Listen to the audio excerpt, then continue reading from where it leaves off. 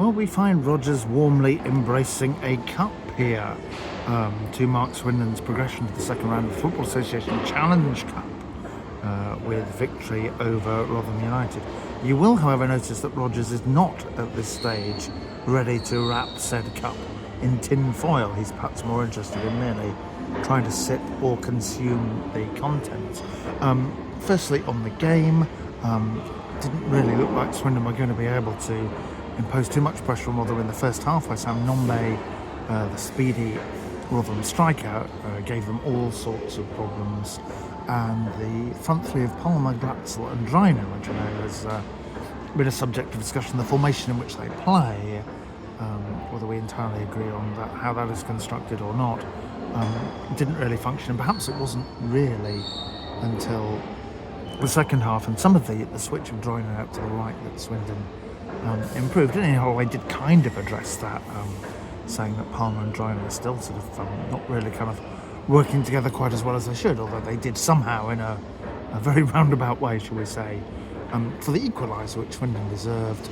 No real complaints from anyone about the Dreiner sending off, and then the genuine magic of Oldacre's winner. One beautiful touch and a second beautiful touch that leathered it past the goalkeeper and moved Swindon into Monday's draw.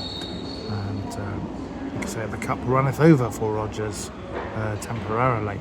I'm going to try and pass some FA Cup thoughts here, which hopefully people will bear with the nuance that Rodgers' operator is hoping for here. This is no criticism of fans who've chosen to spend their hard-earned money today at all in a pretty taxing economic climate. First of all, as not many did, and that is absolutely fine. And secondly, any intrinsic sort of quote magic of the competition, well, that atmosphere in the first half was about as dead as I can recall. You could audibly hear the players on the pitch as well, and it really was the kind of players' performance from Swindon in particular that lifted the atmosphere and energy around the whole thing in the second half, rather than it felt like the intrinsic merits of the cup itself. No one with any real sense can imagine that the FA Cup is ever going to have the role it had for the generation that grew up in the 70s and 80s, when it was the rare game on television and so on and so forth. And we don't expect that if we're sensible and more rational creatures than Rodgers, with the sight of free food or drink put in front of him.